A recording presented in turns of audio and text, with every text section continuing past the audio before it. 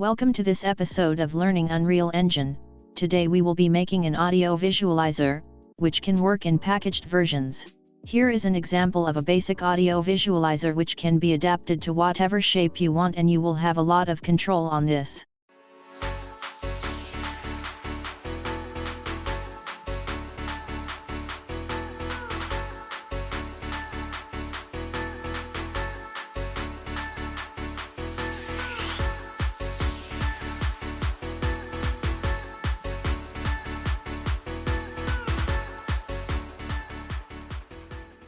First, we can make the blueprint by right-clicking on Content Browser and then selecting the Actor button. I think naming it Master Audio Visualizer would be better, as we can use this one actor to create children actors instead of duplicating code. In the actor, we will be using an instanced static mesh.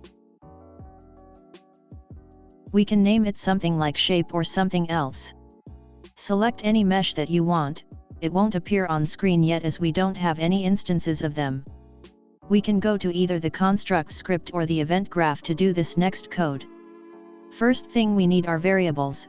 One is a transform array called shape transform, which will store all the transforms of each instance. We will need to clear it at the beginning.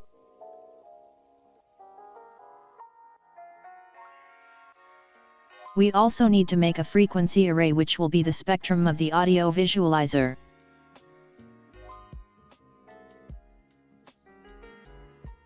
This needs to be cleared at the start. Next, we can create the shape. For now I will be using a line shape, but you can use other shapes like grids and circles as I have shown in another video. We are going to use a for loop, and from the loop body, we are going to add an instance. We need to handle the transform. Use a make transform so we can control the location. After, we can promote the last index of the for loop to a variable, being number of instances. You can with any number you want. I want to try around 5 or 8 instances. Now we need a variable for the spacing between each instances, which will just be a float, and not an array.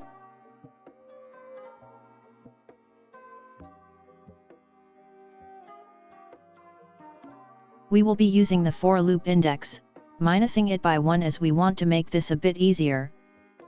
We can make the for loop first index start with the number 1 instead of 0. Just makes it simpler when giving number of shapes a value. Anyway, moving on, we need to now times it by a float, which will be the spacing. We now only need to adjust the y, so we can use a make vector to set just the y.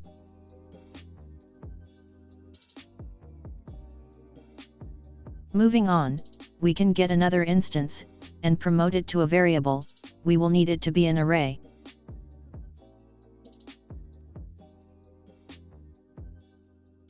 Now change it, and delete the set, and instead get the shape array, add unique and add a shape to the array.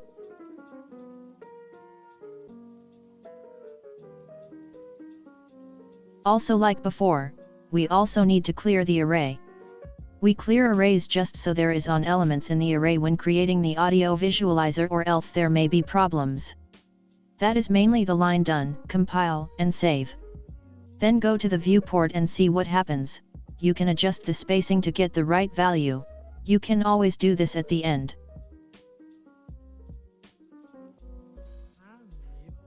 Finally, for the construction script, all we need to do is give values to the other arrays like the transform and the frequency. First, let's do the shape transform. We can just do an add unique and then connect it to the make transform. And finally the frequency array, we need to get the array and add unique.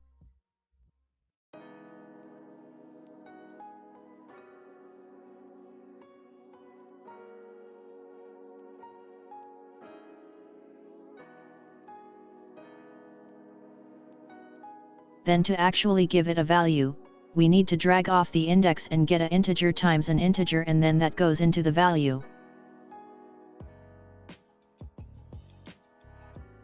It needs to be multiplied by a variable like a frequency value, something like above 1000. Make sure it is not an array and that it is an integer. Now before we multiply it, we need to divide that number between the number of instances. Test out any value you want, but we will go into that later.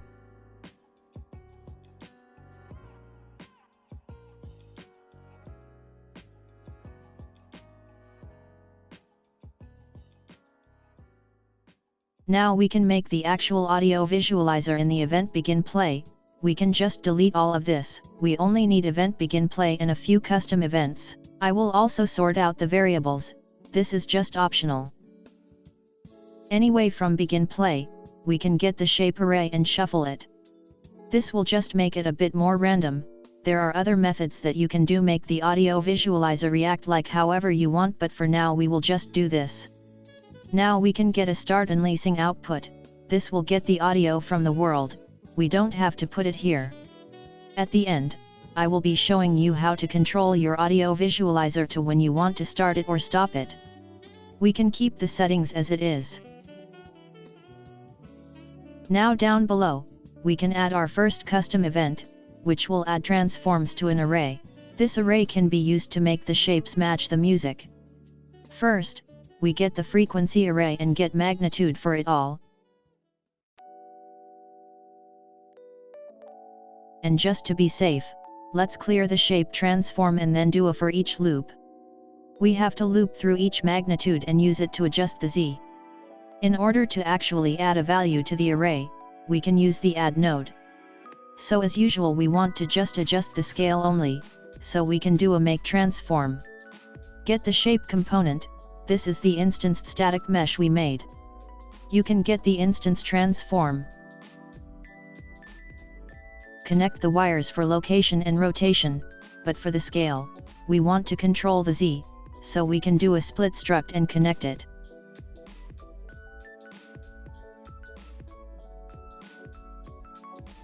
We also need to connect the array index to instance index.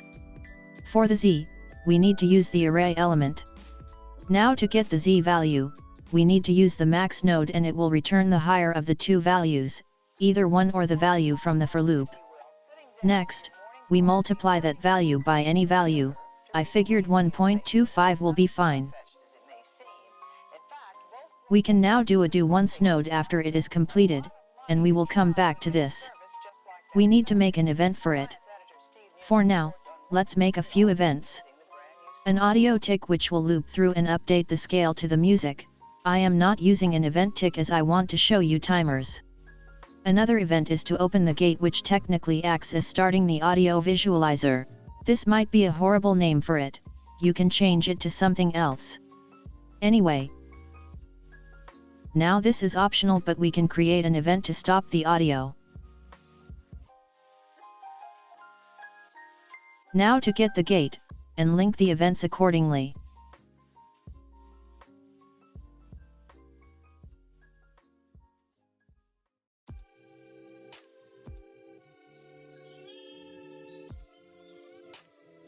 Now we need to loop through the number of shapes again. We can use this method or we can loop through the arrays with a for each. All we have to do is just use the index. There is a few things we need to use the index for, so it will get messy. We can just create a custom event or even a function.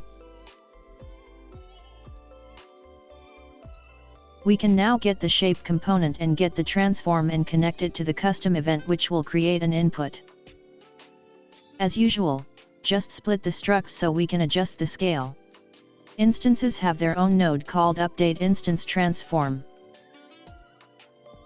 Now connect the input to the instance index.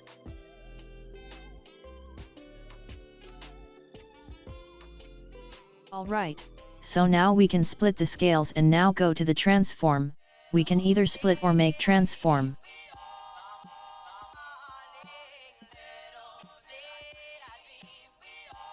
Also split the scales here. Now we can get the shape transform and get a reference. We can get a select because we need to choose between two values depending on a boolean. For now we can just break the transform, and scale. Now look carefully and connect it properly. For the Z, it is different.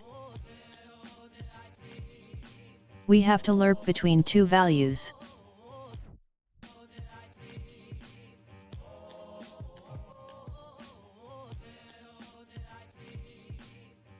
And get the higher of the two for the Z.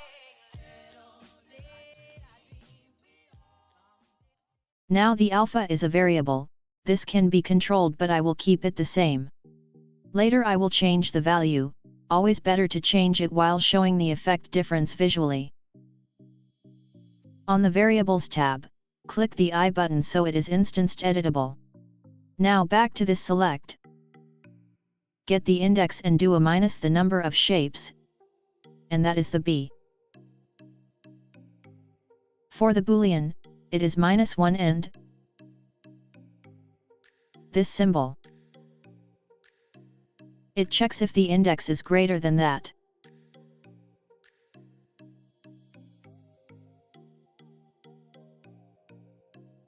We can finally go back to the old event, and that for loop.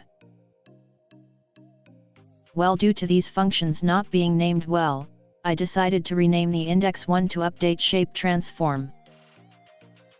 Now that we can call it here, it should be fine. If you have errors, I will go over it slowly in the comments or even post screenshots somewhere. We can now go to the event begin play to add in the timers to call these events. So first create a custom event so we can call just one event as we will loop them at the same rate. In this event, we will call the update audio visualizer 1, I think I should have called it set transform per magnitude or something, anyway, also call the audio tick event. Now on event begin play, we can call the set timer, and for function name, we can put the event we just created, and give it a rate, and make sure it loops. Now compile and save, then go to the game viewport and place the audio visualizer. Mess around with the size if you must, but for now it is fine, just adjust the variable values.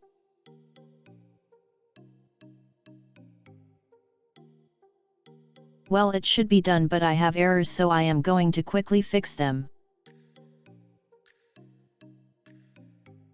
Now to fix the errors. Remember that do once node. We are supposed to call the OpenGate function, or as I stupidly called it, update audio instance.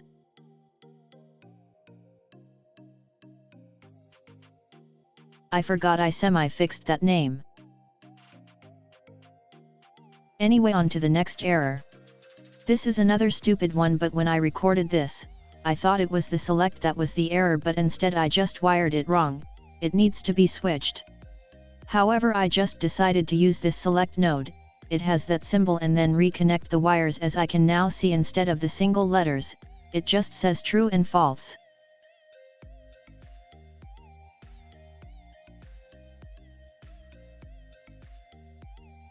Finally compile and then go to the game viewport, and then put your music in the world. If you haven't imported the music yet, it is pretty simple, just put your wave music file type in this browser. Okay, now to test it, I want to show you what these values mean. I am going to put alpha as 0 and increase it after a while.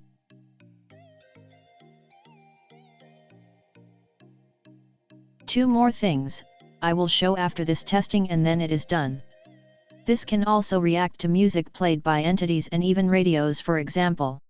For this example, it is going to simply be a blueprint actor, however this will be used later on for starting and stopping the music.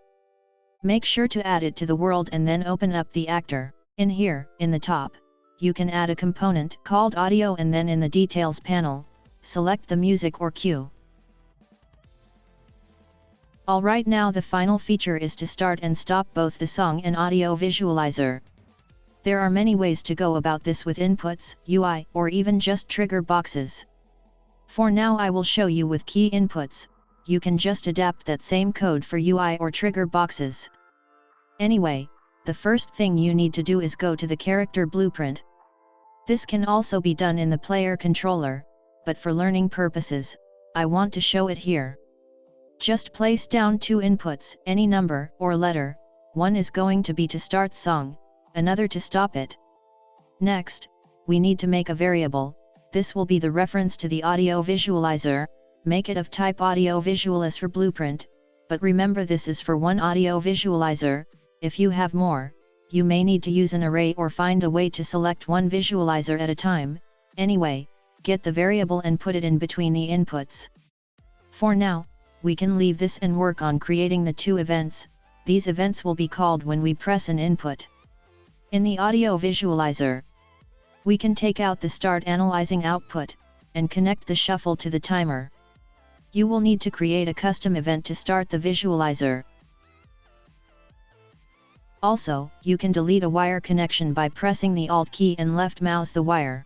Now going back to the event begin play, you have to call the start visualizer event. It is optional, but this is so that when the game starts, the visualizer starts anyway. Earlier we already did the stop, so we can just go back to the character and call these events. For starting the audio visualizer, we will also need to call the open audio event, which opens the gate.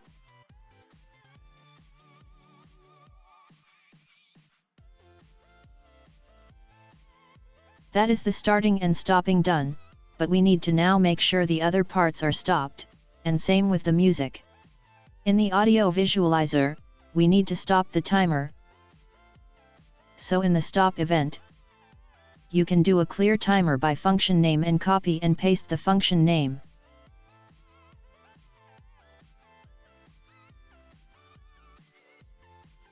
Next, we can put the set timer in the start custom event, because when we call the event, we will still need to start the timer again. You can use pause timers if you wish, but for this quick example, I just want you to understand the simple concept. Now to test it, and see what happens. First click on the character and make sure to set the reference properly. If you can't see anything on this list, you will need to put the audio visualizer in the world first.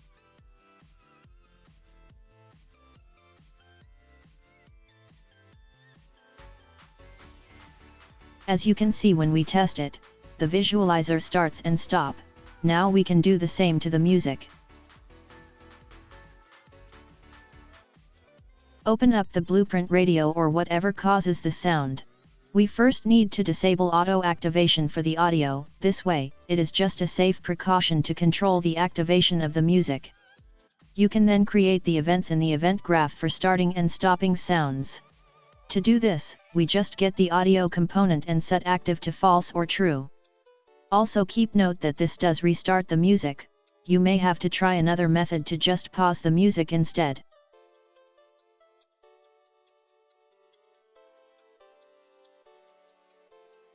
After that is done, just simply go to the character and create a reference variable.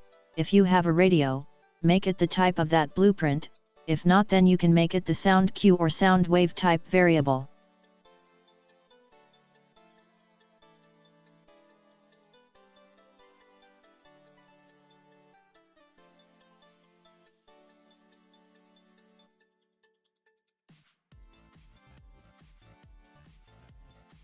After that, you can just call the events to start and stop song.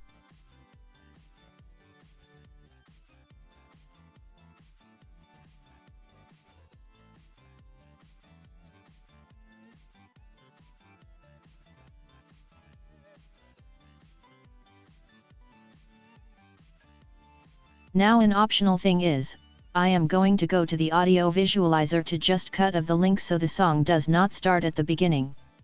I want to start it whenever I like.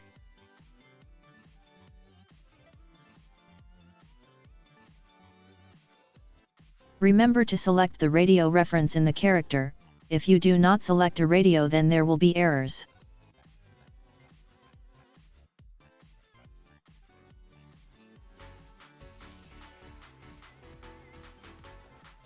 As you can see, it works.